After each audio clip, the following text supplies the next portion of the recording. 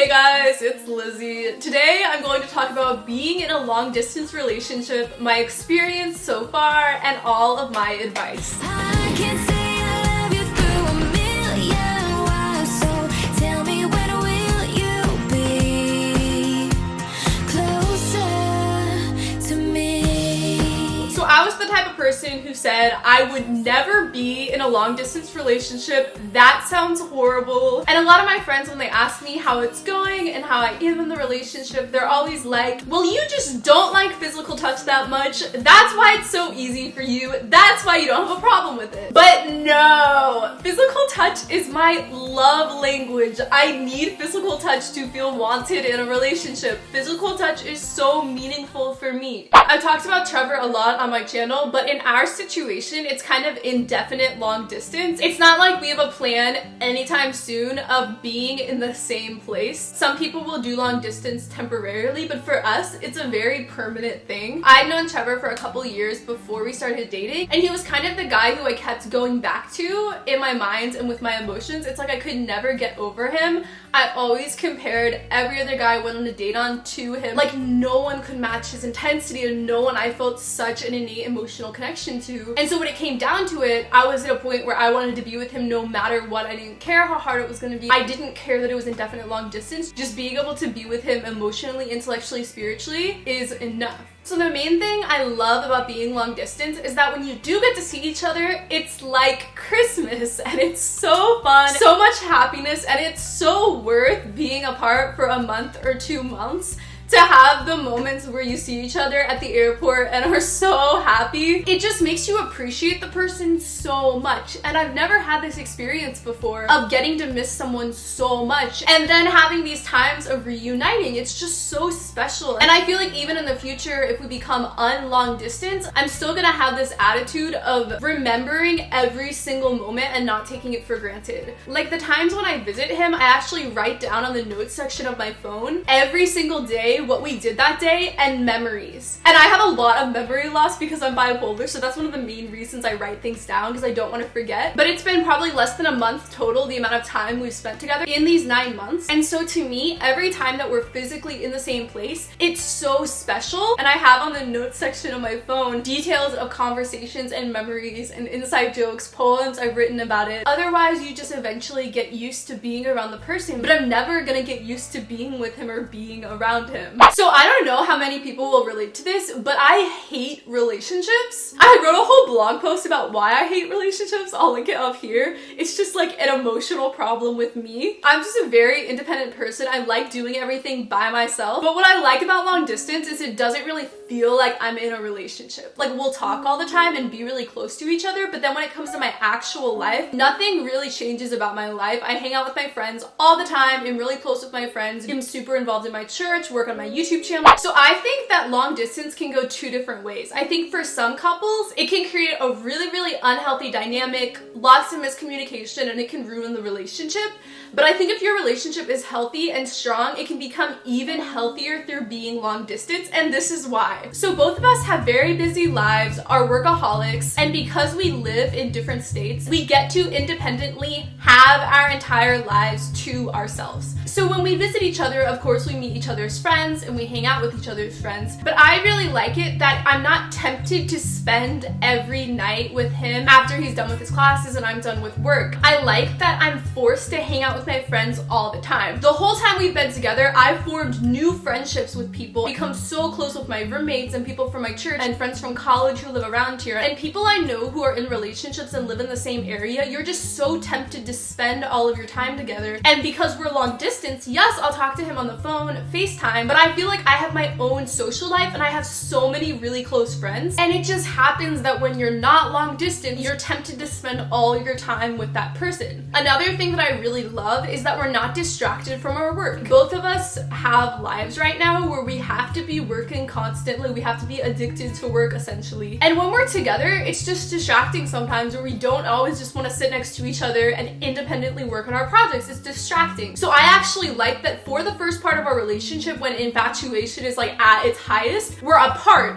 And so we don't distract each other from our goals and from what we're passionate about. We have a thing in our relationship where we only talk one day of every week. And we'll text throughout the day every day, but by talk, I mean talk on the phone or FaceTime. We have one day every week. And so last semester in the fall, we would talk every Tuesday. And so in my calendars on Tuesdays from like 2 or 3 p.m. until like midnight his time, we would talk on the phone or FaceTime. This semester, we've been doing every Wednesday. And so I think it's so easy in a relationship to get consumed with the other person. But because we're long distance, we just have that one day together, and every other day we can both individually go out with friends, do our own thing. Something else I really appreciate, I was converting into Catholicism when we started dating. He was as well, but he was really far along in RCIA. But point being, I like that my conversion has been very independent of him, in that I go to church by myself. We have totally different parish communities. I just don't want to connect my conversion too much to our relationship. So I really like that my participation in Catholicism and going to mass all the time and being so involved in my church, we do that independent of each other. And like I said, when we're together, it's amazing. Like going to mass together is so amazing. I remember the first time we ever spent time together, we'd been together for 2 or 3 months. And we went to mass together almost every day, one time 3 times in one day, because we were just so excited to get to experience that together. Something else that's really special, just watching YouTube together, watching Bishop Barron videos, that's something we barely ever get to do.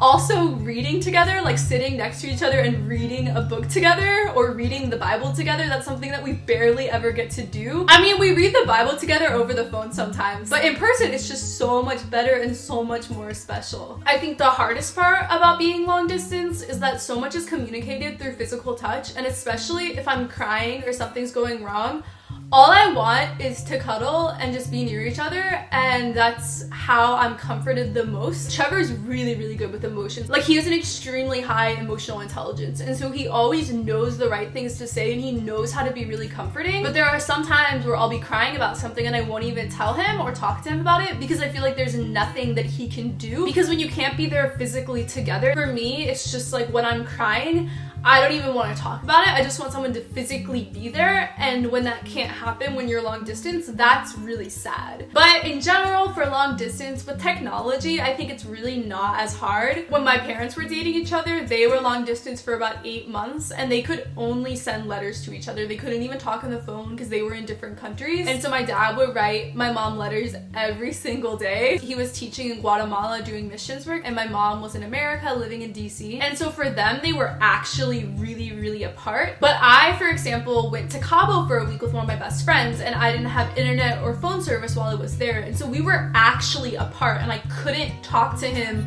all throughout the day and couldn't constantly update each other on what we were doing.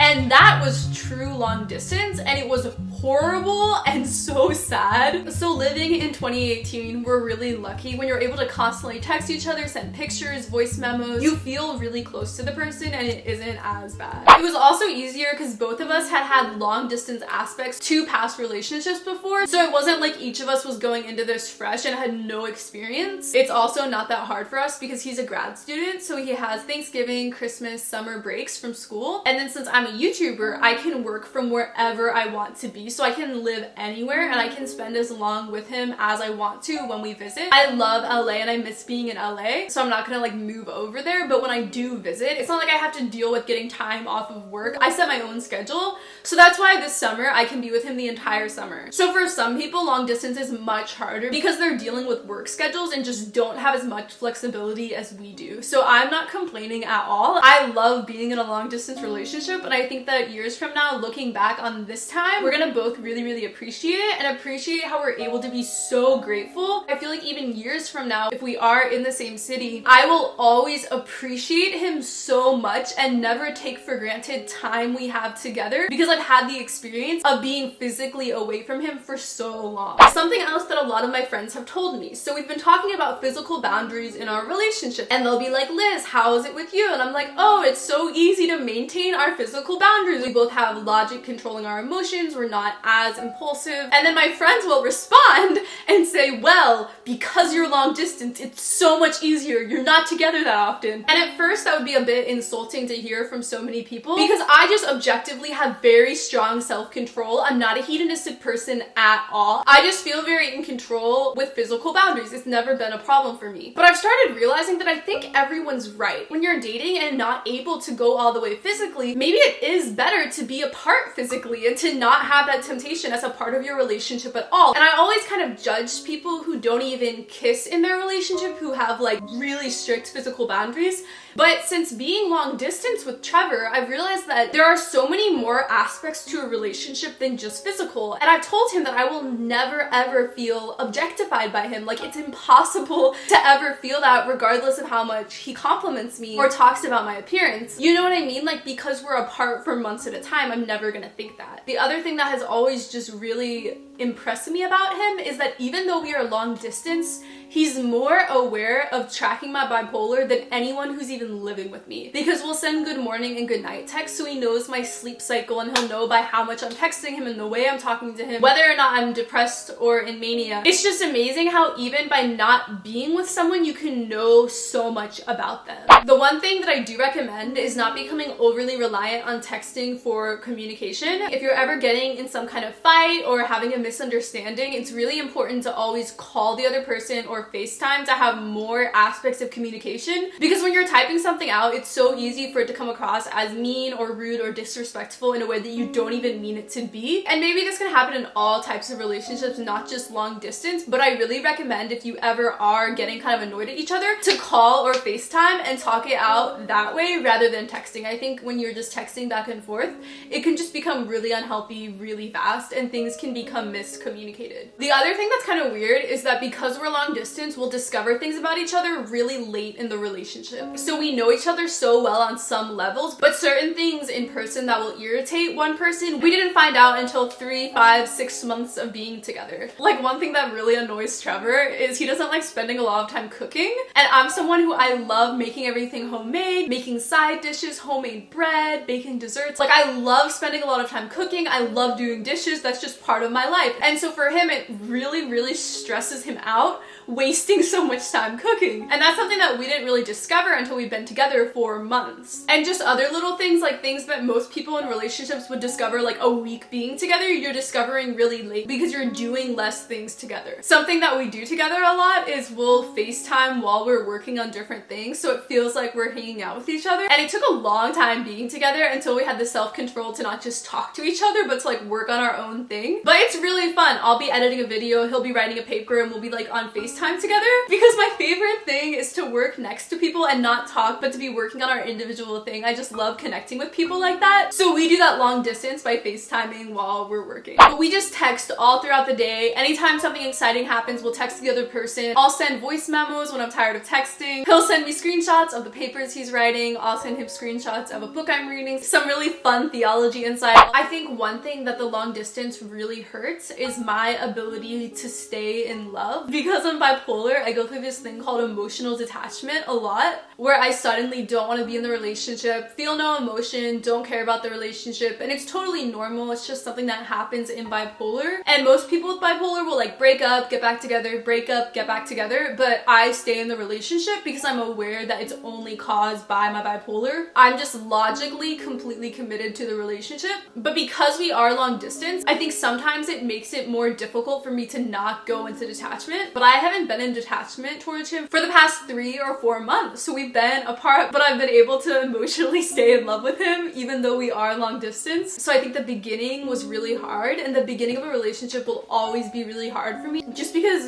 the bipolar part of me just fights being in love. I feel like my brain just doesn't want me to be happy, but the beginning part of the relationship emotionally was just really hard for me because we were apart for so long. But I feel like it was especially hard hard starting off with the detachment because we could not be physically together. But love is an action and emotions mean nothing to me, so it didn't really bother me that much. It's a logical thing, a philosophical argument for why I'm with him, and so my emotions don't really play into it that much. Because I'm bipolar, I just can't trust any of my emotions because they will completely change. My perspective on a situation or a person will completely change overnight, and so I just invalidate my emotions a lot and don't put a lot of thought into how I feel for a moment about someone or about some situation. And I actually really like that I'm like this, because when people get married, the reason the divorce rate is so high is because they might feel out of love for so long and like they don't want to be in the relationship. And so because I'm bipolar, I experience detachment so often, but I've gotten used to staying and working through it and not changing how I act towards him just because how I feel is different. And so I think it's a really important thing to master so early on in the relationship. And if I wasn't bipolar, I wouldn't have the experience of dealing with detachment but choosing to still be in love. Something else is that this relationship makes me grateful for my current life so much and appreciate it more, because most of my friends live in LA, and so I love living here, I love my roommates, but since he's in a different state, I'm looking ahead into the future. If in the future we end up living in the same city, it will be me who will have to move just because I have the flexibility with work whereas he doesn't. And so I realized that my time in LA, getting to be so close with my roommates and all my friends who live here, I see it as temporary. I'm not gonna get to live out here for the next 3 decades. So every time I spend time with people at my church and my friends here, I do not take it for granted because I see everything as temporary. So I feel like in general, this relationship has gotten me to appreciate every part of my life so much. And I think it's so easy to get used to people and to get used to situations and to not be constantly grateful. But I think the most spiritually healthy thing is when you have this thankful attitude all the time and are never taking people for granted. And so for me, I feel like I'm constantly thankful and holding on to every moment and just realizing that it is special, the time I get to spend with people. I love you guys so much, and I will see you in my next video.